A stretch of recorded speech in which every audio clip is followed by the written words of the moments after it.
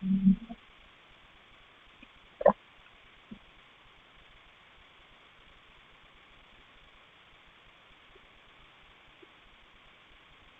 લોહે સૌ હરિહંતાણમ, નમો લોહે સૌ હરિદાનમ, નમો લોહે સૌ આયર્યાણમ, નમો લોહે સૌ જયાણમ, નમો લોહે સૌ ત્રિકાળવતી શ્રાવણમ. ઓમકાર બિંદુ સંયુક્ત નિત્યમ જયંતિ યોગિન કામદમ ઔષધો છે ઓંકારાય નમો નમઃ. મંગળમ ભગવાન મંગળમ ગૌતમોર્મિ મંગળમ કુંકુંડાર્યો વિજેન્દ્રમોષ મંગળમ નમઃ સમયસારાય સ્વાનુભૂત્યા તથા સ્થિતિ સ્વભાવાય ભવાય સર્વમાં વિભાવ નિયુત નિરાકાર.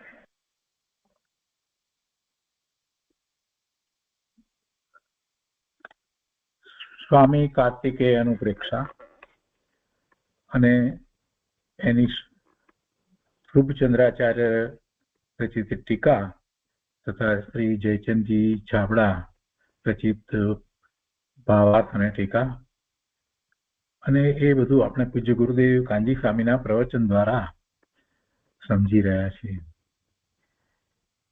એમાં પહેલી અનુપ્રેક્ષા અધ્રુવ અથવા તો અનિત્ય, એનો સ્વાધ્યાય આપણે પૂરો કર્યો છે અને આજે અસ્તરણ અનુપ્રેક્ષા શરૂ કરીએ છીએ. ગાથા 23 અસ્તરણ અનુપ્રેક્ષા. સંસ્કૃતમાં 23મી ગાથા આ રીતે છે. તત્ર ભવે કિમ શરણમ યત્ર સુરેન્દ્રાણા દષ્ટતે વિલય હરિહર બ્રહ્મા આદિકા કાલેન ચ કવલિતા યત્ર. એના અર્થમાં કહે છે કે જે સંસારમાં દેવોના ઇન્દ્રોનો પણ વિનાશ જોવામાં આવે છે, જ્યાં હરિ અર્થાત નારાયણ, હર અર્થાત રુદ્ર અને બ્રહ્મા અર્થાત વિધાતા તથા આદિ શબ્દથી મોટા મોટા પદવી ધારક સર્વ કાળ વડે કોળીઓ બની ગયા તે સંસારમાં શું શરણરૂપ છે? એટલે કે કોઈ પણ શરણરૂપ નથી. દેવોના ઇન્દ્રોનો પણ વિનાશ જોવામાં આવે.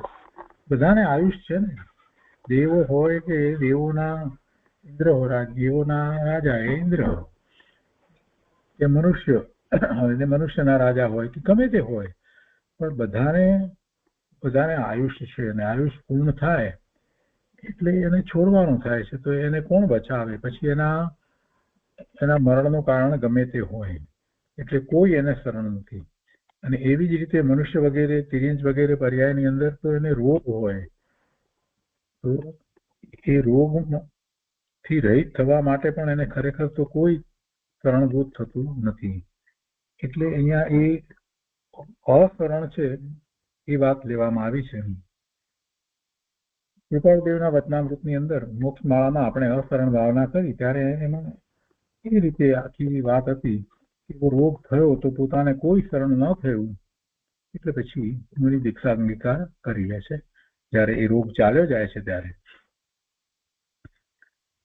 તો એ અશરણ ભાવનાની અહીંયા વાત છે કે જે સંસારમાં દેવોના ઇન્દ્રોનો પણ વિનાશ જોવામાં આવે છે, જ્યાં હરિ અર્થાત નારાયણ, હર અર્થાત રુદ્ર અને બ્રહ્મા અર્થાત વિધાતા તથા આદિ શબ્દથી મોટા મોટા પદવી ધારક સર્વ કાળ વડે કોળીઓ બની ગયા તે સંસારમાં શું શરણરૂપ છે? જો કાળ વડે કોળીઓ બની ગયા એ તો એક ઉક્તિ છે, લખવાની રીત છે, પદ્ધતિ છે. કાળ શું કરે એમાં? એટલે જેટલો સમય આયુષ્યનો હોય એટલો સમય રહે એ વાત અહીંયા તો મૂળ કરવી છે. ભારતમાં કહે છે કે શરણ તેને કહેવાય કે જ્યાં પોતાની રક્ષા થાય. પણ સંસારમાં તો જેનું શરણ વિચારવામાં આવે તે પોતે જ કાળ પામતા નાશ પામી જાય છે. ત્યાં પછી કોનું શરણ? જેનું પણ આપણે શરણ માનીએ એ શું શાશ્વત રહે છે? એ પર્યાયમાં એ રીતે એવું તો બનતું નથી. તો પછી પોતે જ નાશવંત છે તો બીજાને પછી ક્યાંથી શરણ થાય? કોનું શરણ? અને પછી એનું દ્રષ્ટાંત 24મી ગાથામાં કહે છે કે સિંહસ્ય ક્રમે પતિતમ સારંગમ યથા ન રક્ષતી કપી તથા મૃત્યુના ચ ગહિતમ જીવમ અપી ન રક્ષતી કપી. એના અર્થમાં કહે છે કે જેમ જંગલમાં સિંહના પગ તળે પડેલા હરણને કોઈ પણ રક્ષણ કરવા વાળું નથી, તેમ આ સંસારમાં કાળ વડે ગ્રહાયેલ પ્રાણીને કોઈ પણ રક્ષણ આપી શકતું નથી. જો અહીંયા પણ વાતને એ જ રીતે લેવાની, કાળ વડે ગ્રહાયેલા એટલે શું? કાળ કાંઈ કોઈને પકડે છે એમ નથી. કહેવાનો આશય એ છે કે જે એવી અવસ્થા જે વખતે એવી થઈ છે, એ વખતે જે વખતે એવો સંયોગ બન્યો છે, એ વખતે કે જેમાં જંગલમાં સિંહના પંજામાં રણ આવી ગયું છે, તો એ વખતે એમ એ કાળ લેવાનું છે. જેમ જંગલમાં સિંહના પગ તળે પડેલા રણને કોઈ પણ રક્ષણ કરવા વાળું નથી, તેમ આ સંસારમાં કાળ વડે ગ્રહાયેલા પ્રાણીને કોઈ પણ રક્ષણ આપી શકતું નથી. અને એના ભાવાર્થમાં કહે છે કે જંગલમાં સિંહ કોઈ હરણને પોતાના પગ તળે પકડે ત્યાં તેનું કોણ રક્ષણ કરે? અને એ જ પ્રમાણે આ કાળનું દ્રષ્ટાંત જાણવું. અને પછી એ જ અર્થને દ્રઢ કરે છે. તો એની ગાથા આપણે પછી લઈએ. આ 23મી અને 24મી બે ગાથા ઉપર પૂજ્ય ગુરુદેવ કાંજી સ્વામીએ જે વિસ્તાર કર્યો છે તે આપણે પહેલા લઈએ છીએ. અશરણ ભાવના કાર્તિકેય અનુપ્રેક્ષા પ્રવચન ભાગ પહેલો, પાના નંબર 63. ગુરુદેવ કહે છે, અર્થમાં કહે છે કે હો પોતાનું ચિદાનંદ તત્વ જ જીવને શરણભૂત છે. એ સિવાય ચક્રવર્તી પદ કે બળદેવ વાસુદેવ પદ વગેરે કાંઈ જીવને શરણ નથી. માટે હે જીવ, તારા સ્વભાવને શરણભૂત જાણીને તેની જ શ્રદ્ધા કરે. અશરણ ભાવનાની અંદર, જેમ અધ્રુવ ભાવનાની અંદર ગુરુદેવે પહેલી વાત એમ લીધી કે ધ્રુવ વસ્તુ તારું સ્વરૂપ છે, ધ્રુવ ત્રિકાળ છે અને બીજું બધું અધ્રુવ છે, એમ જયારે વાત લીધી તો એ જ રીતે અહીંયા અશરણ ભાવનાની અંદર પણ શરણ શું છે એની વાત ગુરુદેવે પહેલા લીધી છે. આચાર્ય ભગવાન પછીની ગાથામાં શરણ શું છે એની વાત તો કરવાના જ છે, પણ ગુરુદેવે તો પહેલેથી જ એ વાત લીધી છે કે અશરણ કર્યા કરીએ પણ શરણ પણ કાંઈક છે ને, એટલે ગુરુદેવે પહેલેથી એ વાત તો લઈ લીધી છે. પોતાનું ચિદાનંદ તત્વ જ જીવને શરણભૂત છે, ત્યાંથી શરૂઆત કરી છે. અને એ સિવાય બીજું બધું જે છે તે કાંઈ શરણભૂત નથી. આ સહેલું કરી દીધું. પોતાનું જ્ઞાન આનંદ તત્વ છે એ જ શરણભૂત છે, એ સિવાય જગતમાં બીજું કાંઈ શરણભૂત થતું નથી. ચક્રવર્તી પદ કે બળદેવ વાસુદેવ પદ વગેરે કાંઈ જીવને શરણ નથી. માટે હે જીવ, તારા સ્વભાવને શરણભૂત જાણીને તેની જ શ્રદ્ધા કર. સર્વજ્ઞ ભગવાન કહે છે કે હે જીવ, તને બહારમાં શરણ નથી, બહારમાં કોઈ તને શરણભૂત નથી. દેહથી નિરાળો આત્મા જ શરણભૂત છે. મોટા મોટા રાજાઓ અને ઇન્દ્રો પણ કાળનો કોળિયો થઈ જાય છે તો જીવને કોણ શરણભૂત છે?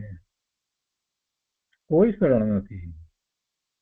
શરણ તો તેને કહેવાય કે જે પોતાની રક્ષા કરે. પોતાની રક્ષા કરે તો એ બીજાને શરણ થઈ શકે ને, પણ રક્ષા કરનાર તો પોતાનો જ્ઞાન આનંદ સ્વભાવ છે. વર્તમાન પર્યાય છે એ કઈ રક્ષા કરનાર નથી. ભલે રાજાની પર્યાય હોય, મોટા ઇન્દ્રની પર્યાય હોય, ગમે તેવી હોય, પણ એ પર્યાયમાં એ કોઈ બીજાને શરણ આપે એમ નથી, કેમ કે એની એ પર્યાય જ ટકતી નથી. તો પછી તો શરણ શું થઈ શકે એની વાત ગુરુદેવે લીધી કે છે કે પોતાની રક્ષા કરે. તો રક્ષા કરનાર કોણ છે? પોતાની રક્ષા તો સ્વયં થઈ જ રહી છે. પોતાનો જ્ઞાન આનંદ સ્વભાવ છે, એ સ્વભાવ જ એવો છે. અંદર એવા પ્રતિજીવી ગુણ પડ્યા છે. અનુજીવી અને પ્રતિજીવી બે પ્રકારના ગુણ હોય. તો પ્રતિજીવી ગુણો જે છે એ જ પોતાના જ્ઞાન સ્વભાવ, આનંદ સ્વભાવ, સુખ સ્વભાવ, શાંતિના સ્વભાવનું રક્ષણ કરનાર છે. તો અંદરમાં એના ગુણ જ એવા પડ્યા છે, એને કોઈ બીજા દ્વારા રક્ષા પ્રાપ્ત કરવાની જરૂર જ નથી. એટલે ખરેખર જોવા જઈએ તો જીવને કોઈ શરણ નથી એમ કહીએ, પણ ખરેખર એને શરણની ક્યાં જરૂર જ છે? આ ભગવાન આત્માને એનામાં રહેલા અનંત ગુણ, અનુજીવી ગુણ અને પ્રતિજીવી ગુણ આપણે બંને સમજ્યા છીએ સારી રીતે.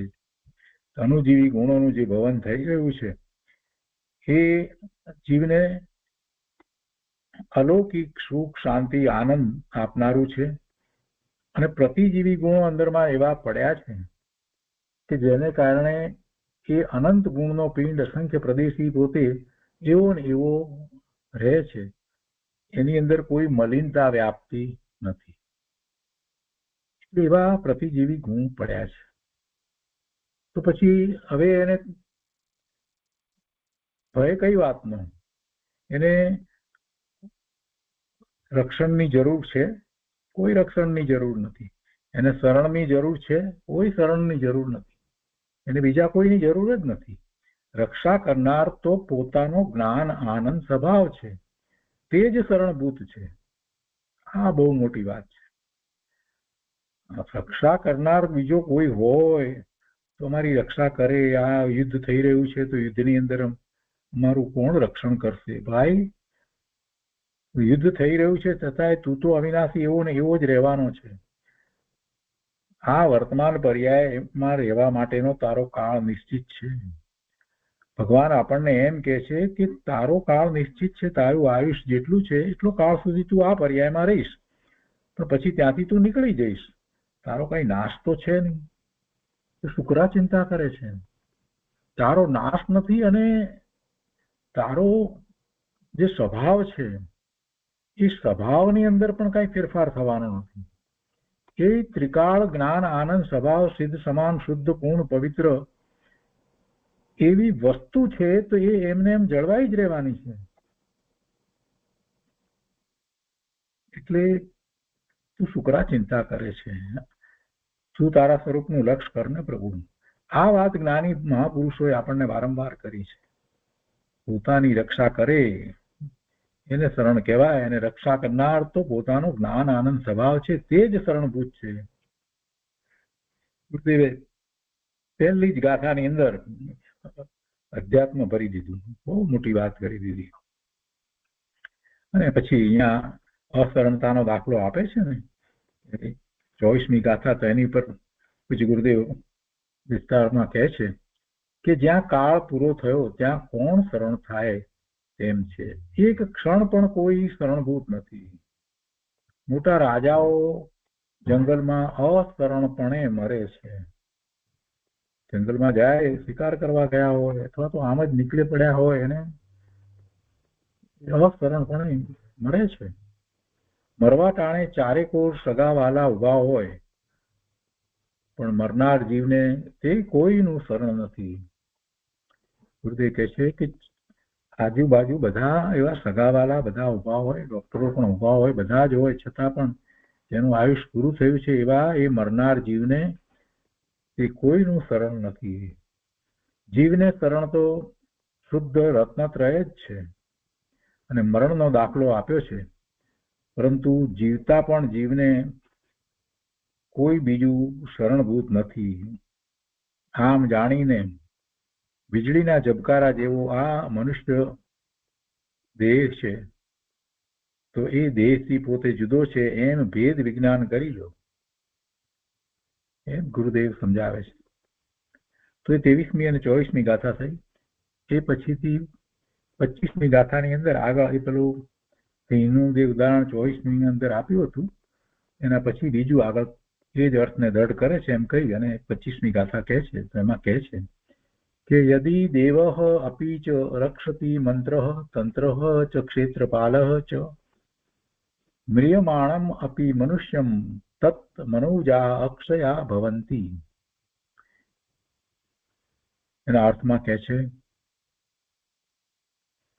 કે મરણને પ્રાપ્ત થતા મનુષ્યને જો કોઈ દેવ, મંત્ર, તંત્ર, ક્ષેત્રપાળ અને ઉપલક્ષણથી લોકો જેમને રક્ષક માને છે તે બધાએ રક્ષવાવાળા હોય તો મનુષ્ય અક્ષય થઈ જાય, એટલે અમર થઈ જાય, અર્થાત કોઈ પણ મરે જ નહીં.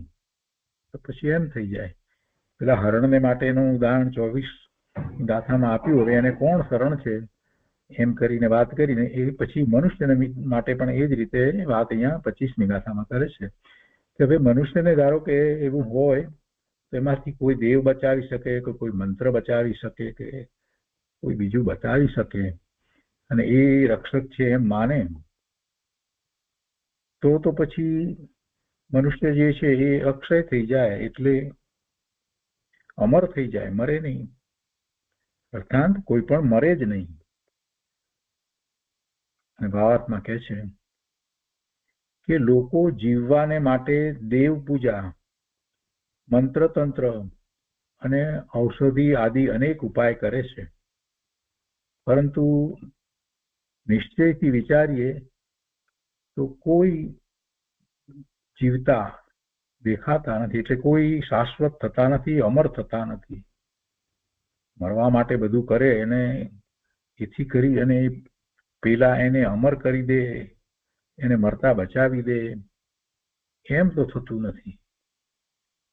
કોઈ શાશ્વત દેખાતા નથી, કોઈ થયા છે એવા અમર એમ પણ છે નહીં. છતાં નિરર્થક જ મોહથી વિકલ્પ ઉપજાવે છે. નિરર્થક જ અર્થહીન મોહથી વિકલ્પ ઉપજાવે છે. એવા વિકલ્પ શા માટે કરે છે? મોહને કારણે કરે છે. જેને મોહ નથી, મિથ્યાત્વ ગયું છે, એને એવો કોઈ વિકલ્પ ઉઠતો નથી. એને તો ભય જ હોતો નથી. એ નિર્ભય છે, કેમ કે નિશંકતિ છે, એને શંકા નથી તો ભય પણ નથી. એટલે આ જે ભયમાં જીવે છે અને જે રક્ષણ ઈચ્છે છે, આ બધી વાત જે કરી છે એ મિથ્યા દ્રષ્ટિ છે અને એને મોહ છે.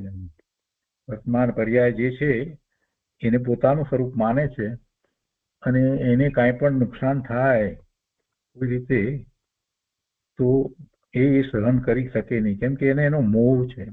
એને મરવું નથી. વર્તમાન પર્યાયમાં આવેલા આ જીવને આ પર્યાય છોડવી નથી, એનો એને મોહ થઈ ગયો છે. કોઈ જીવને મરવું ગમતું નથી. ગમે તેવી પર્યાયમાં હોય તો પણ એને મરવું ગમતું નથી. તિર્યંતની પર્યાયમાં છે તો એને પણ નથી, અને મનુષ્યની પર્યાયમાં છે તો એને પણ નથી, ને દેવની પર્યાયમાં છે તો એને પણ નથી. એને મરવું ગમતું નથી. એટલે એ શરણ શોધે છે, પણ કોઈ અમર થયું નથી. એ વાત એને સમજવાની જરૂર છે. અનંત શરીર આ જીવે બદલ્યા છે. તો એ 25મી ગાથાથી અને એ જ અર્થને ફરી દ્રઢ કરતા 26મી ગાથામાં કહે છે કે અતિ બલિષ્ઠ અપી રૌદ્રઃ મરણ વિહીન ન દશ્યતે ક અપી રક્ષમાણઃ અપી સદા રક્ષા પ્રકારે વિવિધૈ. એના અર્થમાં કહે છે કે આ સંસારમાં અતિ બળવાન, અતિ રૌદ્ર, ભયાનક અને રક્ષણના અનેક પ્રકારોથી નિરંતર રક્ષણ કરવામાં આવતો હોવા છતાં પણ મરણ રહિત કોઈ પણ દેખાતો નથી. ગમે તેવો બળવાન હોય, ગમે તેવો રૌદ્ર ભયાનક હોય, ગમે તે રીતે એનું રક્ષણ કરવામાં આવતું હોય છતાં પણ કોઈ મરણ રહિત દેખાતો નથી, કોઈ અમર દેખાતો નથી. મરણ રહિત કોઈ દેખાતો નથી. ભાવાર્થમાં કહે છે કે ગઢ કોટ મોટા મોટા કિલ્લાઓ બાંધવામાં આવતા હતા ને બધા, તો એવા ગઢ કોટ, પછી એવા બળવાન યોદ્ધાઓ વગેરે સુભટ અને શસ્ત્ર આદિ રક્ષાના અનેક પ્રકારોથી ઉપાય ભલે કરો, પરંતુ મરણથી કોઈ બચતું નથી અને સર્વ ઉપાયો વિફળ એટલે નિષ્ફળ જાય છે. બહારથી એવું બધું દેખાય કે આને તો મોટું રક્ષણ છે, એને કોઈ મારી ના શકે, આ તે બધી વાત કરવામાં આવે, પણ છતાંય કોઈ 200 વર્ષનો થયો છે જીવ? અમરની તો વાત બાજુ પર મૂકીએ, પણ કોઈ 200 વર્ષનો 150 વર્ષનો પણ કોઈ થયો છે? કોઈ મનુષ્ય આ બધું કિલ્લા બધું બાંધે છે, તો બળવાન છે, બધી વાત હોય તો પણ કોઈ થતું નથી, મરણથી કોઈ બચતું નથી. તો એ રીતે આ 25મી અને 26મી ગાથા છે, એની પર પૂજ્ય ગુરુદેવે જે વિસ્તાર કર્યો છે તે આપણે લઈએ. અહીંયા કહે છે 25મી ગાથા સમજાવતા ગુરુદેવ અર્થમાં કહે છે કે મરતા મનુષ્યને જો કોઈ મૃત્યુથી બચાવી શકતું હોય તો જગતમાં કોઈ મરે જ નહીં. મૃત્યુંજય મંત્ર જપે, મૃત્યુંજય મંત્ર જપે, એવો મંત્ર જપે છે લોકો, ખબર નથી શેને માટે જપે છે મૃત્યુંજય મંત્ર. સમ્યક દર્શન થયા પછીથી મૃત્યુ નામની વસ્તુથી ધર્મી જીવ ક્યારેય ભયભીત થતો નથી. મૃત્યુને એ સમજે છે કે આ શરીર સાથેનો સંબંધ જેટલો છે તેટલો જ રહેશે, એટલે પૂરો તો થવાનો જ છે. તો પછી જન્મ થયો છે તો મૃત્યુ ન થાય એ કેવી રીતે બને? અહીંયા આ જ શરીર સાથે કાયમ માટે રહે એ કેવી રીતે બને? એટલે મૃત્યુંજય મંત્ર જપવાનો કઈ અર્થ ખરો? સમ્યક દ્રષ્ટિ તો એમ વિચાર કરે છે, સમ્યક દ્રષ્ટિને કોઈ બીજા મંત્રની જરૂર નથી, એને તો ભગવાન આત્માનું એકમાત્ર શરણ છે. ભગવાન આત્મા, પોતાનો આત્મા જે અમર છે, જે શાશ્વત છે, જેનો ક્યારેય નાશ થતો નથી, એમાં કાંઈ ફેરફાર પણ થતો નથી, વસ્તુ ધ્રુવ છે, ત્રિકાળ એવું ને એવું જ વસ્તુ સ્વરૂપ રહ્યું છે, રહે છે, અને અનંત જીવો એ સાબિત કરી આપ્યું છે, અનંત જીવો સિદ્ધ થયા છે. એટલે એ જ શ્રદ્ધા સમ્યક દ્રષ્ટિને તો છે. તો એ મંત્ર શું કરે આવો કોઈક જપે? એવું મિથ્યાત્વ એને નથી. મૃત્યુંજય મંત્ર એવો કોઈ મંત્ર ખરેખર હોતો નથી. પણ બીજી રીતે એમ કહેવામાં આવે કે આ નવકાર મંત્ર જે છે તો એ કોઈ અપેક્ષાએ એ મૃત્યુંજય મંત્ર છે, એટલે કે એ સમજે છે કે આમાં પર્યાય અપેક્ષાએ તો બદલાવ થશે જ, પણ પોતે તો શાશ્વત જ છે, અને એ શાશ્વત છે એની ખાતરી એને આ પંચ પરમેષ્ઠીને નમસ્કાર કરતા સતત રહ્યા કરે છે. સિદ્ધ ભગવાનને હવે પછી કોઈ અવતાર લેવાનો થતો જ નથી. એક વખત સિદ્ધત્વ પ્રગટ કર્યા પછીથી એ ખરેખર શાશ્વત દશા છે, અમર દશા છે, ત્યાં કઈ મરવું કે નાશ પામવું છે જ નહીં. એવી જ રીતે ભાવ મોક્ષની દશા જેમણે પ્રગટ કરી છે એ પણ સિદ્ધ થવાના છે. એવા આર્યન પરમાત્મા તીર્થંકર ભગવાન, કેવડી ભગવાનની પણ એવી જ વાત છે. અને એ પછી બાકીના જે 3 સાધુના પદ કહેવામાં આવ્યા છે એ પણ એ દશાને પ્રાપ્ત કરવાના છે. એટલે એ મંત્રને એ અપેક્ષાથી કહેવામાં આવે કે મહાન મંત્ર છે, અને એનું સ્મરણ કરતા જીવને એ 5 પદનો ખ્યાલ આવે છે અને એમના પુરુષાર્થનો ખ્યાલ આવે છે. પણ બીજો કોઈ એવો મૃત્યુંજય મંત્ર જગતમાં છે નહીં અને હોઈ શકે નહીં કે જે જીવને આ વર્તમાન પર્યાયનો એનો નાશ થવાનો છે એનાથી બચાવી શકે. વર્તમાન પર્યાય મનુષ્યની હોય કે દેવની હોય કે તિર્યંતની ગમે તે પર્યાય હોય કે નારકીની હોય, તો એ પર્યાય તો એની જવાની જ છે. ગુરુદેવ એ વાત અહીંયા કહે છે કે મૃત્યુંજય મંત્ર જપે પણ તે કોઈ જીવને મૃત્યુથી બચાવનાર નથી. જે દોરા ધાગા કરે છે એ તો તીવ્ર મૂઢતા છે. દોરા ધાગા કરે છે એ તો તીવ્ર મૂઢતા છે. રક્ષા પોટલી બાંધે છે, બધા જૈનો બાંધે છે રક્ષા. ધાગો દોરો બાંધે છે ને, લાલ રંગના દોરા બધા બાંધે છે. ગુરુદેવ કહે છે કે એ બધું શું છે? નિત્યાત્વ છે, બીજું કાંઈ નથી. મરતા મનુષ્યને જો કોઈ મૃત્યુથી બચાવી શકતું હોય તો જગતમાં કોઈ મરે જ નહીં. મૃત્યુંજય મંત્ર જપે પણ તે કોઈ જીવને મૃત્યુથી બચાવનાર નથી. જે દોરા ધાગા કરે છે તે તો તીવ્ર મૂઢતા છે. સર્વજ્ઞનો ભક્ત કુદેવ દેવલાને માને નહીં. કુદેવ દેવીઓ એ બધાને કોઈને માને નહીં, દોરા ધાગા કરે નહીં. એક ચૈતન્ય જ શરણ છે, એને સંભાળ. દેહ તો તેના કાળે ચાલ્યો જશે. દેહ મળ્યો છે તો એ જતો પણ રહેશે. એ સંયોગી છે. સંયોગ થયો છે કોને? આત્માને. કોનો સંયોગ થયો છે? દેહનો સંયોગ થયો છે. કેમ એવો સંયોગ થયો છે? કેમ કે એને એવા ભાવ કર્યા હતા એટલે એને એવો સંયોગ થયો છે. એટલે કે એવી ગતિ થઈ છે તો ગતિને અનુરૂપ શરીર મળ્યું છે. તો દેહ તો તેના કાળે ચાલ્યો જશે. એટલે તો નો કર્મ છે. કર્મ છે અને કોઈ પણ કર્મ હોય એને સ્થિતિબંધ તો હોય જ. તો એની સ્થિતિ પૂરી થાય ત્યાં સુધી જે રહે. તો નામ કર્મની પ્રકૃતિઓ ને કારણે આ દેહની અંદર જે કાંઈ છે એ બધું પણ એની સ્થિતિ પૂરી થતા એ ચાલી જવાનું છે. એટલે કે એની સાથેનો સંયોગ જે છે એ જીવને છૂટી જશે. એ તો તેના કાળે ચાલ્યો જશે. અહો અરિહંતોએ કહેલો મારો આત્મ સ્વભાવ જ મને શરણ છે. ભગવાને કહેલો મારો આત્મ સ્વભાવ જ મને શરણ છે. એ ક્યારેય જતો નથી, એમાં ક્યારેય કોઈ ફેર પડતો નથી.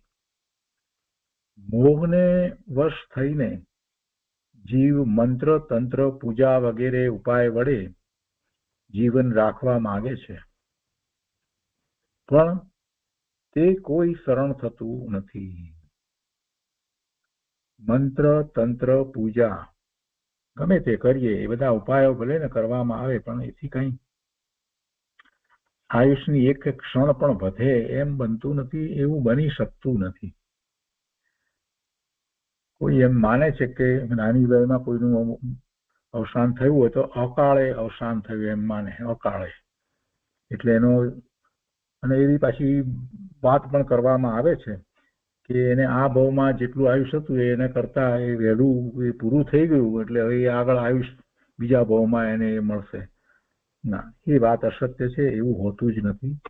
આ શરીર સાથે રહેવાનું આયુષ બધાનું નિશ્ચિત હોય છે. એટલે પછી એમાં અકાળે મૃત્યુ એવી કોઈ વાત નથી.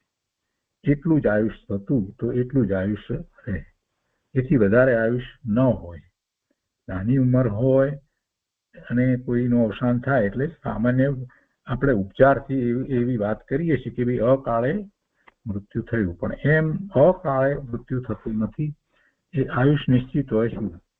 જેટલા શ્વાસનું, જેટલા સમયનું જેટલું આયુષ છે એટલું જ આયુષ હોય.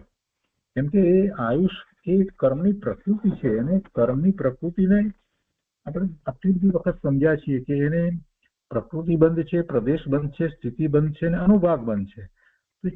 એ બંધ એ રીતે પડ્યો છે તો પછી એમાંથી એ સ્થિતિ બંધ જે છે એ બદલાઈ કેવી રીતે ગયું? જેટલી સ્થિતિ હતી એટલી સ્થિતિ જ રહે છે. અને બીજી વાત પણ છે કે કર્મની પ્રકૃતિ જે છે એની અંદર ઉત્કર્ષણ અપકર્ષણ સંક્રમણ બધું જે થાય છે તે થાય છે, પણ જુદા જુદા કર્મની પ્રકૃતિમાં જુદી જુદી રીતે એ બધું થાય છે. આયુષ કર્મ જે ઉદયમાં આવ્યું તો ઉદયમાં આવ્યા પછીથી એની અંદર કોઈ ફેરફાર થાય એવું ન બને.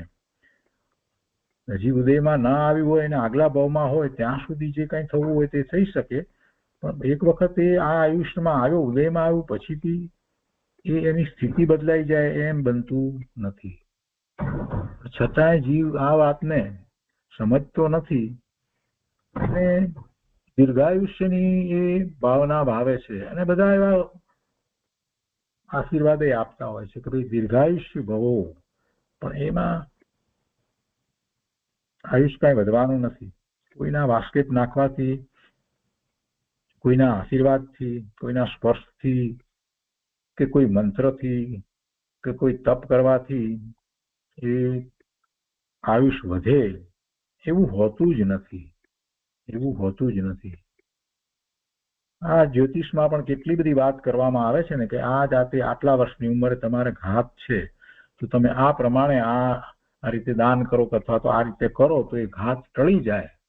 જો એ ઘાત ટળી જાય તો પછી તમારું આયુષ્ય આગળ આટલા વધારે વર્ષનું થાય. એમ આવું બધું જ્યોતિષમાં કહેવામાં આવે છે. આમ આયુષ્ય જે છે તો તમારું આમ તો કહેવાય કે 75 વર્ષનું આયુષ, પરંતુ તમને 36 વર્ષે ઘાત છે અને બીજી ઘાત છે તો 52 વર્ષે ઘાત છે. તો 36 વર્ષે જે ઘાત જે છે એ જો ટળે તો તમે 52 વર્ષ, અને 52 વર્ષની ઘાત ટળે તો 75 વર્ષ. અને એ માટે પછી પેલા જ્યોતિષી હોય એ બધા ઉપાય બતાવે, આનું ગાયનું દાન કરો ને આનું આમ કરો ને તેમ કરો ને, અને લોકો એ પ્રમાણે બધું કરે. હવે આ વાતને જયારે આપણે જૈન દર્શનની અપેક્ષાથી વિચારીએ, ભગવાનની વાણીની સાથે મૂકી અને જયારે વિચારીએ ત્યારે આપણને એમ થાય કે આ તો બધી મૂંઢતા છે. ગુરુદેવ કહે છે એ જ વાત બરાબર છે. આ બધું જીવ શા માટે કરે છે? એ મોહને વશ થઈ અને કરે છે. ગુરુદેવ કહે છે કે મોહને વશ થઈને એ બધું કરી રહ્યો છે. એને ચૈતન્ય પોતે ભગવાન આત્મા છે, એને વળી અશરણ કેવું? એને એ સંભાળે એ તો શાશ્વત વસ્તુ છે. ગુરુદેવ અહીંયા સરસ રીતે વાત સમજાવે છે કે મરતા મનુષ્યને જો કોઈ મૃત્યુથી બચાવી શકતું હોય તો જગતમાં કોઈ મરે જ નહીં. મૃત્યુંજય મંત્ર જપે પણ તે કોઈ જીવને મૃત્યુથી બચાવનાર નથી. જે દોરા ધાગા કરે છે તે તો તીવ્ર મૂંઢતા છે. સર્વજ્ઞનો ભક્ત કુદેવ દેવલાને માને નહીં, દોરા ધાગા કરે નહીં. અહો એક ચૈતન્ય જ શરણ છે. તે કહે છે કે એક ચૈતન્ય જ શરણ છે, એને સંભાળ. દેહ તો તેના કાળે ચાલ્યો જશે. અહો અર્યંતો એ કહેલો મારો આત્મ સ્વભાવ જ મને શરણ છે. મોહને વશ થઈને જીવ મંત્ર તંત્ર પૂજા વગેરે ઉપાય વડે જીવન રાખવા માંગે છે, પણ તે કોઈ શરણ થતું નથી. એકનો એક જુવાન દીકરો મરવાની તૈયારીમાં હોય અને કોઈ કહે કે અમુક માન્યતા કરો તો દીકરો મરતો બચી જશે, તો ભગવાનનો ભક્ત, સાચો ભક્ત એટલે કે સમ્યક દ્રષ્ટિ હોય કે સમ્યક તો સન્મુખનો જેનો પુરુષાર્થ વર્તતો હોય એવો એ ભગવાનનો ભક્ત એ વાતને માને નહીં. અમુક માનતા કરો તો દીકરો મરતો બચી જશે, તો ભગવાનનો ભક્ત તેને માને નહીં. ધર્મનું ફળ અમર છે, તેથી ધર્મ જ અમર ફળ છે. એ સિવાય બીજું કોઈ અમર ફળ દુનિયામાં નથી. વાર્તાઓમાં આવે છે ને બધું અમર ફળ ખાધું એટલે એ અમર થઈ ગયા, પણ એવું કોઈ અમર ફળ હોતું નથી. વાસ્તવમાં તો ધર્મનું ફળ અમર છે. ધર્મનું ફળ અમર એટલે જે વસ્તુ મરતી જ નથી એ વસ્તુની પ્રાપ્તિ ધર્મ દ્વારા થાય, એટલે એ ધર્મનું ફળ અમર છે. એમ ગુરુદેવે અહીંયા લીધું છે. ધર્મનું ફળ અમર છે. પોતાની પર્યાય પછી બદલાતી જ નથી એવી શાશ્વત સિદ્ધની પર્યાય થઈ જાય છે, એ ધર્મનું ફળ છે. એને અમર કહેવામાં આવ્યું છે. એ સિવાય બીજું કોઈ અમર ફળ દુનિયામાં નથી. બહુ સરસ રીતે વાત આખી કરી છે.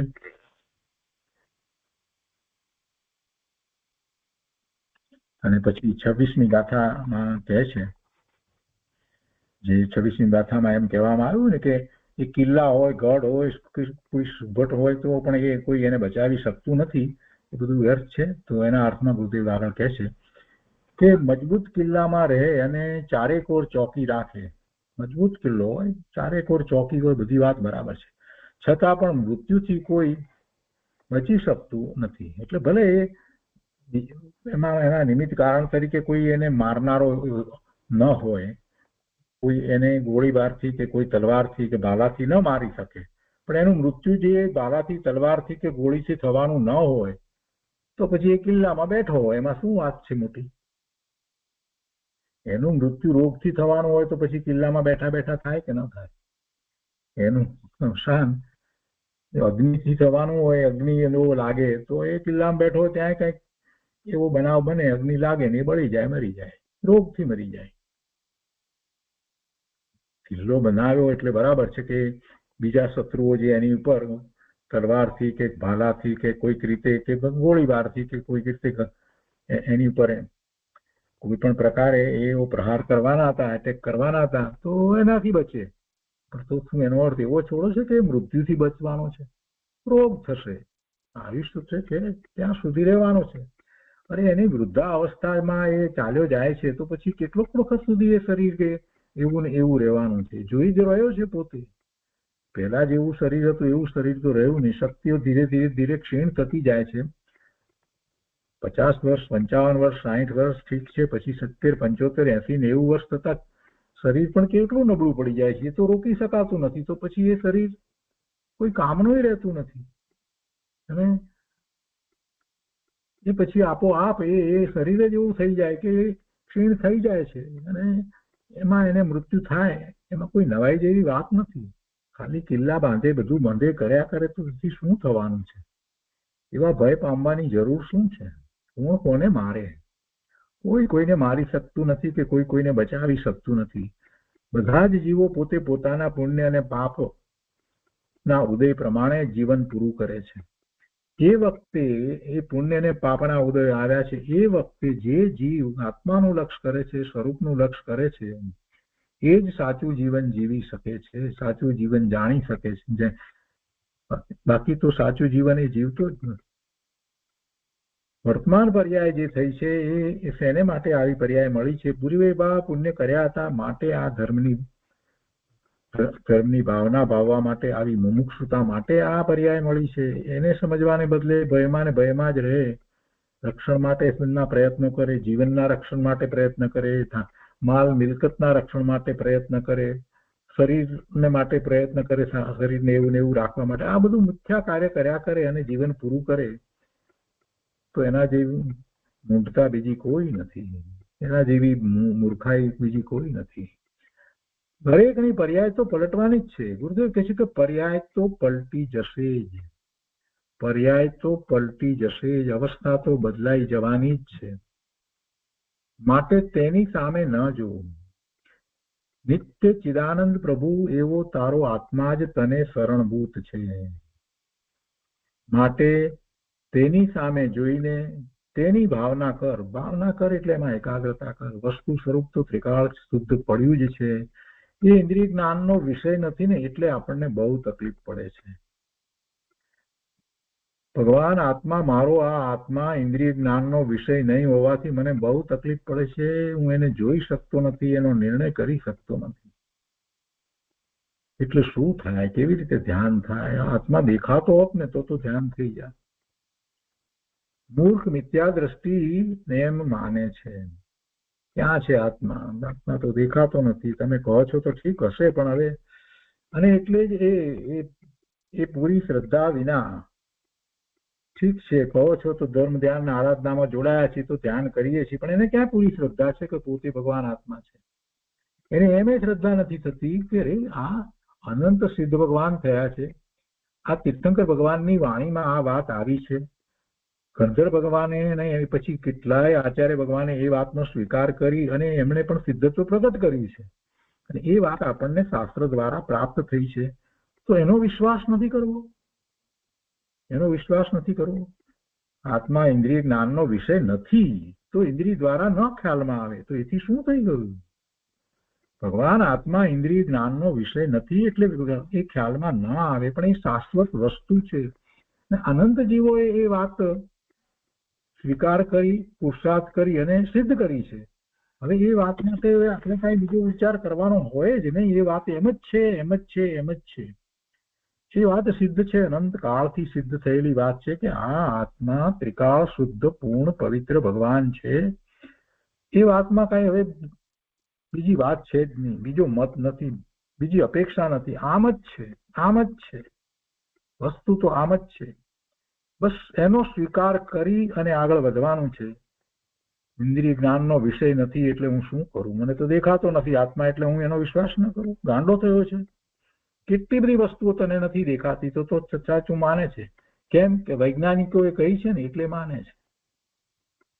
કેટલા લોકોએ બેક્ટેરિયા જોયા છે, કેટલા લોકોએ વાયરસ જોયા છે, કેટલા લોકોએ તો માને છે. કેમ કે વૈજ્ઞાનિકો કહે ને એટલે સાચું. અને ભગવાન કહે એનો વિચાર નથી. આ જીવની મૂંઢતા તો જુઓ, મૂર્ખાઈના કોઈ પાર નથી. ઇન્દ્રિય જ્ઞાનનો વિષય નથી એવો આ ભગવાન આત્મા એ શાશ્વત છે, એ ત્રિકાળ છે. એને ક્યારેય દુઃખ હોતું જ નથી. એને બીજાના શરણની જરૂર નથી, બીજા દ્વારા એને રક્ષા પામવાની જરૂર નથી. એની અંદર જ એવા ગુણ પડ્યા છે, અનુજીવી અને પ્રતિજીવી ગુણો પડ્યા છે. પ્રતિજીવી ગુણને કારણે અનંત કાળથી એ એવું સ્વરૂપ જળવાઈ રહ્યું છે. એને કોણ બગાડે, કોણ બદલે? એક આત્મા ભગવાન એક કાપ્યો કપાતો નથી, બાળ્યો બળતો નથી, એ કોઈ રોગથી નાશ પામતો નથી. એ એવી ચીજ છે. આવી વસ્તુનો સ્વીકાર કરી અને એના આશ્રય જીવન જીવવાનું, એટલે કે એની જ એકાગ્રતા કરવાની, એની જ ભાવના ભાવવાની. ગુરુદેવ એ કહે છે કે એ તને શરણભૂત છે, માટે તેની સામે જોઈને તેની ભાવના કર. તારો આત્મા જ તને શરણભૂત છે, માટે તેની સામે જોઈને તેની ભાવના કર. અર્હંતનું શરણ, સિદ્ધનું શરણ એમ કહેવાય તો તે વ્યવહારથી કહેવાય છે, એ નિમિત્તથી છે. આપણે કહીએ છીએ ને ચત્તારી મંગલમની અંદર 4 શરણા કહીએ છીએ ને, હરિંતા શરણમ પવજ્જામિ, સિદ્ધા શરણમ પવજ્જામિ, સાહુ શરણમ પવજ્જામિ, કેવલી પનંતો ધમ્મો શરણમ પવજ્જામિ. બરાબર છે, વ્યવહારથી છે, નિમિત્તથી કથન છે, પણ નિશ્ચયથી તો પોતાનો આત્મા જ શરણ છે. ગુરુદેવ કહે છે કે ખરેખર આ જે 4 કહેવામાં આવ્યા છે તે કોઈ જીવને શરણ આપવા આવતા નથી. કેમ કે એ એનાથી જુદા છે, એને માટે એ પર છે, એને માટે પર છે. હરિયંત પરમાત્મા, તીર્થંકર પરમાત્મા એ મારે માટે પર છે, એમને માટે હું પર છું. કોઈનો આધાર નથી, કોઈનું શરણ થતું નથી અને શરણની જરૂર નથી. એવી જ રીતે સિદ્ધ પરમાત્મા, એવી રીતે એ પણ મારાથી જુદા છે, ભિન્ન છે. એમનો આત્મા જુદો, મારો આત્મા જુદો. કોઈના આત્માને અડતું નથી, સ્પર્શતું નથી. કોઈનું રક્ષણ કરે કે કોઈનો નાશ કરે એવું વસ્તુનું સ્વરૂપ જ નથી. તો પછી શરણની જે વાત કરવામાં આવી એ શા માટે કરવામાં આવી? ચત્તારી મંગલમ કઈ ખોટું હશે એમ કહેવાનો આશય નથી. ચત્તારી મંગલમની અંદર જે શરણની વાત કહેવામાં આવી છે એ નિમિત્તનું કથન છે. એટલે કે જેને આત્માનું શરણ થયું છે, જેને આત્માનો અનુભવ થયો છે, એને હવે ખરેખર સાચા અર્થની અંદર બીજા અન્ય કોઈ શરણનો વિચાર કરવાની જરૂર રહેતી નથી. કે મને આ વર્તમાન પર્યાય અને અનંતકાળથી આ ભવના ભ્રમણ કરું છું તો એમાંથી બચાવનાર કોઈ છે તો એવો વિચાર કરવાની જરૂર નથી. જેને આત્માનું શરણ થયું છે, આત્માની અનુભૂતિ થઈ છે, બસ આ જ આત્મા જ મારો મને શરણભૂત છે એવો જેને નિર્ણય થયો છે, એને પછી બીજા કોઈના શરણની જરૂર નથી. આવી દશા હજી પ્રગટી ન હોય એ પહેલા એને આ હરિયંત પરમાત્મા એટલે કે તીર્થંકર ભગવાન, કેવળી ભગવાન, સિદ્ધ પરમાત્મા, એવા સાધુ અને શાસ્ત્ર, એ બધા એને આધાર છે. એને એ રીતે શરણ છે કે એમાંથી એ ધર્મ પામે છે. એમના નિમિત્તે એ ધર્મ પામે છે. કેવો ધર્મ પામે છે?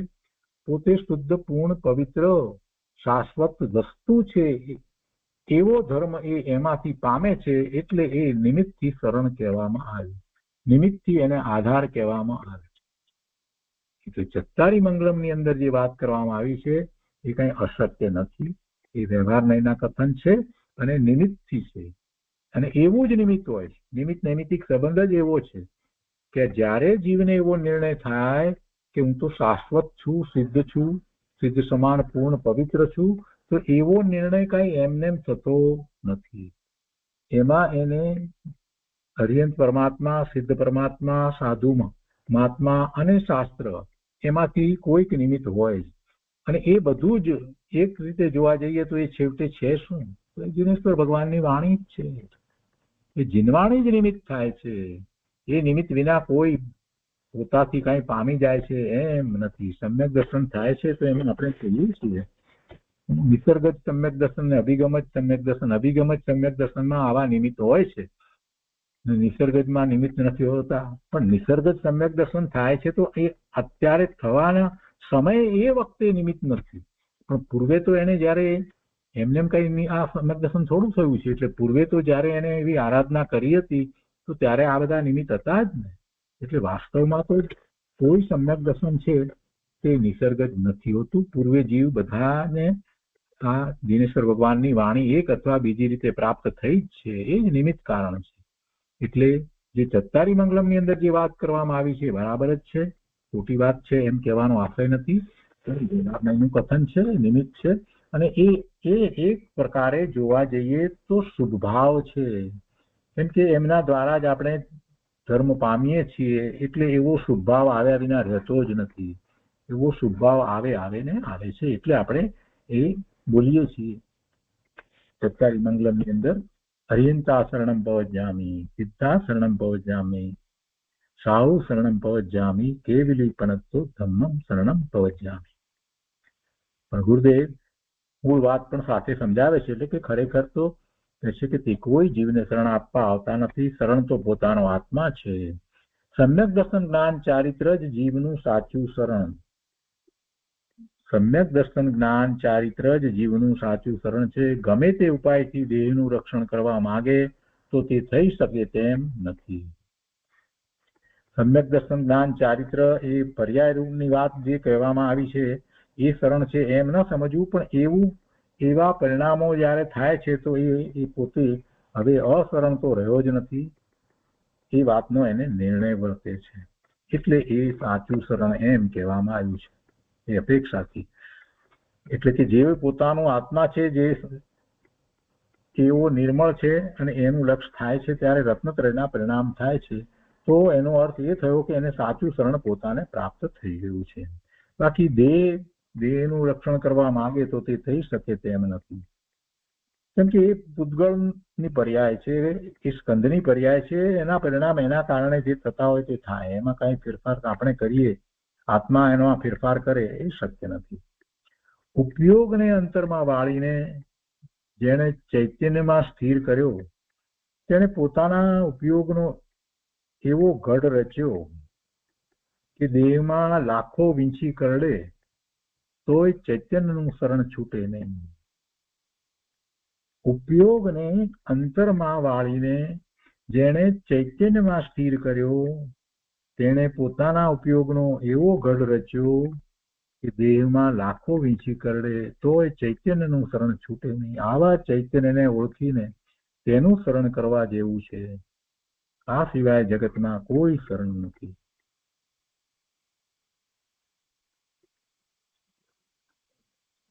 અને એ પછીથી આગળ અહીંયા કહે છે કે સ્વામી કાર્તિકેય અનુપ્રેક્ષામાં બીજા દિવસના પ્રવચનમાં કે બાળ વૈરાગ્ય ભાવનાઓનું વર્ણન છે. તીર્થંકરો પણ આવી વૈરાગ્ય ભાવનાઓ ભાવે છે. આત્મ સ્વભાવની દ્રષ્ટિપૂર્વકની આ બાળ ભાવનાઓ છે. ભવ્ય જીવોને આ વૈરાગ્ય ભાવનાઓનું ચિંતન આનંદ ઉપજાવનારું છે. બાળ ભાવનામાં અધ્રુવ ભાવનાનું વર્ણન પૂરું થયું છે. હવે બીજી અસરણ ભાવના ચાલે છે. જીવને પોતાના શુદ્ધ ચિદાનંદ સ્વભાવના શ્રદ્ધા, જ્ઞાન અને એકાગ્રતા સિવાય બીજું કોઈ શરણ જગતમાં નથી. એક ધ્રુવ ચિદાનંદ આત્મા જ શરણ છે. ઉપયોગને અંતરમાં વાળીને જે એકાગ્ર થયો તેણે આત્માની રક્ષાનો ગઢ કર્યો છે. તેમાં કોઈ રોગ, શસ્ત્ર કે પ્રતિકૂળતા નડે નહીં. ઉપયોગને અંતરમાં વાળીને જે એકાગ્ર થયો તેણે આત્માની રક્ષાનો ગઢ ઉભો કરી દીધો. હવે એમાં કોઈ રોગ, શસ્ત્ર કે પ્રતિકૂળતા એને નડે નહીં. ચૈતન્યને ભૂલીને પરનું શરણ જે શોધે છે એ તો અજ્ઞાની છે. અને એ રીતે એ ગાથાનો અર્થ પૂરો થયો. હવે એ પછીથી ગાથા 27 અને 28 બે ગાથાઓ છે, એ પણ આપણે સાથે ને સાથે લઈએ છીએ. તો અહીંયા 27મી ગાથામાં કહે છે કે હવે પરમા શરણ કલ્પે તેના અજ્ઞાનને દર્શાવે છે. પરમા શરણની જે કલ્પના કરે છે એ અજ્ઞાની છે. 27મી ગાથા સંસ્કૃતમાં આ રીતે છે. એવમ પશ્યન અપી ખલુ ગ્રહભૂત પિશાચ યોગિની શરણમન્યતે મૂઢઃ સુગાઢ મિથ્યાત્વ ભાવાત. એના અર્થમાં કહે છે કે એ પ્રમાણે પૂર્વોક્ત પ્રકારથી અશરણતા પ્રત્યક્ષ દેખવા છતાં પણ મૂઢ મનુષ્ય તીવ્ર મિથ્યાત્વ ભાવથી સૂર્ય આદિ ગ્રહ, ભૂત, વ્યંતર, પિશાચ, જોગણી, ચંડિકા આદિ અને મણિભદ્ર આદિ યક્ષોનું શરણ માને છે. કોણ? મૂઢ મનુષ્ય, અજ્ઞાની. આ કહે છે કે પૂર્વક પ્રકારથી અશરણતા પ્રત્યક્ષ દેખવા છતાં પણ મૂઢ મનુષ્ય, અજ્ઞાની મનુષ્ય હજી એને એટલો બધો મોહ છે ને, એટલે તીવ્ર મિથ્યાત્વ ભાવનાથી એ ગ્રહોને, આ સૂર્ય આદિ ગ્રહો, એના એ ગ્રહોના પાછા પેલા પહેરે ગળામાં જ્યોતિષી કહે ને, એટલે તમને આ ગ્રહ ને આ ગ્રહના નંગ ને એ ગ્રહના નંગની વીંટી પહેરે ને આ બધું એને માને છે. પાછું વળી ભૂતને માને છે ને વ્યંતરને માને છે ને પિશાચ, જોગણી, ચંડિકા આદિ અને બીજા પેલા જે ભવનપતિ આદિ મણિભદ્ર આદિ યક્ષો, તો કે એ મને શરણ આપશે એમ એ માને છે. તો કે છે એના ભાવાર્થની અંદર કે છે કે આ પ્રાણી પ્રત્યક્ષ જાણે છે કે મરણથી કોઈ પણ રક્ષણ કરવા વાળું નથી, મરણ તો આવવાનું જ છે, છતાં એ ગ્રહ આદિકમાં શરણપણું કલ્પે છે. એ બધું તીવ્ર મિથ્યાત્વના ઉદયનું મહાત્મ્ય છે. તીવ્ર મિથ્યાત્વ છે, બીજું કાંઈ નથી.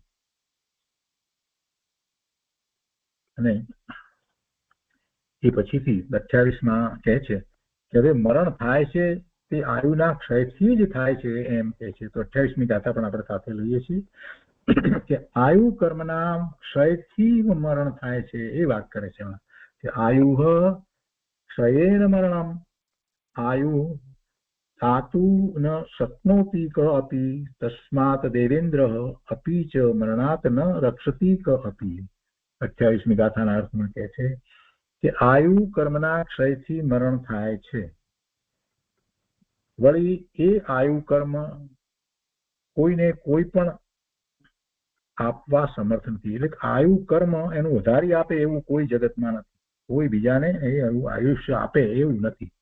માટે દેવોનો ઇન્દ્ર પણ મરણથી બચાવી શકતો નથી. એ પોતે બચતો નથી તો ક્યાં સવાલ છે? એનું આયુષ્ય પૂરું થઈ જાય છે. ભાવાર્થમાં કહે છે કે આયુ પૂર્ણ થવાથી મરણ થાય છે અને એ આયુ કોઈ પણ કોઈને આપવા સમર્થ નથી. તો પછી રક્ષણ કરવા વાળો કોણ છે તે વિચારો. એટલે હવે જે રક્ષણની વાત જે છે એના પછીની ગાથામાં આપશે કોનું શરણ હોઈ શકે એમ. રક્ષણ કરવા વાળો એટલે કોનું શરણ, એની વાત પછીની ગાથામાં આવશે. તો આ 27મી અને 28મી ગાથા ઉપર પૂજ્ય ગુરુદેવે જે વિસ્તાર કર્યો છે તે આપણે લઈએ. 27મી ગાથામાં કહે છે કે અશરણપણું પ્રત્યક્ષ દેખાય છે, કેમ કે જગતમાં કોઈ કોઈને મરતું બચાવી શકતું નથી. આ તો વાત બરાબર છે. છતાં મૂંઢ જીવો સૂર્ય વગેરે ગ્રહનું કે વ્યંતર, મણિભદ્ર વગેરેનું શરણ માનીને તેની પૂજા કરે છે તે મૂંઢતા છે. જાણે કે મને મૃત્યુથી કોઈ બચાવી દેશે એમ મૂંઢ જીવ માને છે. પણ અરે ભાઈ, દેહ તો સંયોગી અને અનિત્ય છે. તેના વિયોગ તો થવાના ને થવાના. સંયોગ છે તો વિયોગ થવાના. દેહ તો સંયોગી અને અનિત્ય છે. તેના તેનો વિયોગ થતો કોઈ અટકાવી શકે નહીં. માટે એટલે દેહનો વિયોગ થતો કોઈ અટકાવી શકે નહીં. માટે એની જ વાત મૂકી દે. જે શાશ્વત છે એ તારું ચૈતન્ય સ્વરૂપ છે. એવા ચૈતન્યના શરણને ઓળખ. કોઈ દેવ દેવલા મને નડે છે માટે તેની પૂજા માન્યતા કરીએ તો તે આપણું રક્ષણ કરે એવી જેની માન્યતા છે તે મૂંઢ જીવ મિથ્યાત્વના મહાપાપને સેવે છે. કોઈ મને નડતું નથી. અમુક ગ્રહ નડે છે ને, અમુક આ નડે છે ને, તે નડે છે ને, ભૂત નડે છે ને, કોઈ કોઈને નડી શકતું જ નથી. અહીંયા આગળ કહે છે તે શરીર આદિ સંયોગી વસ્તુઓ છે, તે સંયોગનો તો વિયોગ જ થાય. સંયોગનો વિયોગ થાય પણ સ્વભાવનો કદી વિયોગ થાય નહીં. સ્વભાવનો વિયોગ ન થાય. સ્વભાવ તો સ્વભાવ રહેવાનો જ છે અને પોતાના સ્વભાવ સાથે એકતા થઈ શકે, પણ પર સંયોગની સાથે એકતા થઈ શકે નહીં. આ મોટી વાત છે. પરની સાથે એકતા થઈ શકતી નથી. પરના એ સંયોગો બધા પર છે, એની સાથે એકત્વ થઈ શકતું નથી. જીવ નકામાનો એનું મમત્વ કરે છે. માટે સંયોગમાં શરણની બુદ્ધિ છોડ અને અંદરના સ્વભાવને શરણરૂપ જાણીને તેની સાથે એકતા કર. સંસારમાં બાહ્ય સંયોગ પુણ્ય હશે ત્યાં સુધી રહેશે. જેટલો સમય એ રહેવાનું છે ત્યાં સુધી રહેશે, પછી નહીં રહેશે. જે ભૂતડાને કે ગ્રહ વગેરેને માને છે તેને તો પુણ્યની પણ શ્રદ્ધા નથી. પુત્રની આશાથી પીરને માને, માણીભદ્ર વગેરેને માને તે જીવો તો મહામૂંઢતાને સેવી રહ્યા છે. સર્વજ્ઞ દેવનો ભક્ત કોઈને માને નહીં. જેને ખરેખર જૈનપણું છે, જે દિનેશ્વર ભગવાનની આજ્ઞા અને આમન્યામાં વર્તે છે, એ સર્વજ્ઞ દેવનો ભક્ત છે. એ બીજા કોઈ અન્યને માને નહીં. પુણ્ય ન હોય તો જગતમાં કોઈ આપી દે તેમ નથી. બીજી વાત એ પણ સાથે છે. અને પુણ્ય હશે તો જગતમાં કોઈ વિઘ્ન કરવા સમર્થ નથી. ધર્મી તો કહે છે કે સંયોગનું શરણ મારે નથી. સંયોગ તો એના કારણે છે, એ મને શરણભૂત થતા નથી. અને પુણ્યનું શરણ પણ નથી. આ મોટી વાત છે. કોઈ એમ માને કે અમારા પુણ્ય એવા છે એટલે અમને શરણ છે, તો ના, એમ પણ નથી. કેમ કે એને સ્થિતિબંધ છે. એને સ્થિતિબંધ છે. શાશ્વત વસ્તુ હોય એનું જ શરણ હોય. એ પુણ્ય જે છે એ પણ પૂરું થઈ જવાનું હોય તો પછી એ ક્યાંથી બીજું શરણ આપે? એટલે પુણ્યનું શરણ પણ નથી. પુણ્ય પણ ક્ષણિક ચીજ છે. મારું શરણ તો મારો ચિદાનંદ આત્મા જ છે. આમ શરણભૂત આત્માના ભાન સહિત ધર્મીને અશરણ ભાવના નિરંતર હોય છે. જો વાત ચાલી રહી છે અશરણ ભાવનાની, અને ગુરુદેવ સમજાવી રહ્યા છે શરણ. કેમ કે એના વિના અશરણ ભાવના સમજાય નહીં. શરણ શું છે? મારો આત્મા જ શરણ છે. એટલે એમ શરણભૂત આત્માના ભાન સહિત ધર્મી જ્ઞાની સમ્યક દ્રષ્ટિને અશરણ ભાવના નિરંતર હોય છે. અને પછી 28મી ગાથાની અંદર મરણની વાત જે છે એને સમજાવતા કહે છે કે જે ક્ષણે જીવનું મરણ થવાનું હોય તે ક્ષણે કોઈ ઇન્દ્ર નરેન્દ્ર પણ તેને બચાવવા સમર્થ નથી. આયુષ્ય પૂરું થતા મરણ થાય છે. બીજો કોઈ જીવ આયુષ્ય આપી શકતો નથી. દવાથી કે બીજા કોઈ પણ ઉપાયથી કોઈને મરતો બચાવી શકાતો નથી. નિમિત્ત કારણ થાય, એ બચવાનો હોય ત્યારે નિમિત્ત કારણ થાય, એનું આયુષ્ય પૂરું ન થયું હોય તો એને એમ લાગે કે આ મરવાનો હતો અને બચી ગયો, પણ વાસ્તવમાં એમ નથી. બીજો જીવ કલ્પના કરે કે હું આને બચાવી દઉં તો તે તેની મિથ્યા કલ્પના છે. કોઈ જીવ કોઈને આયુષ્ય આપીને બચાવી શકે નહીં, તેમજ કોઈ જીવ કોઈને મારી પણ શકે નહીં. જો આ અશરણપણું બતાવીને કહે છે કે તને તારા આત્મા સિવાય બીજું કોઈ શરણભૂત નથી, માટે તું તારા આત્માની શ્રદ્ધા કર. અને એમ કરી અને એ ગાથા અહીંયા પૂરી કરે છે. અને હવે પછી આગળ એ જ અર્થને દ્રઢ કરવાની ગાથા 29મી ગાથા આવશે, અને પછી શેનું શરણ હોય એની ગાથાઓ આવશે. તો આજનો સ્વાધ્યાય આપણે અહીંયા સુધી રાખીએ છીએ.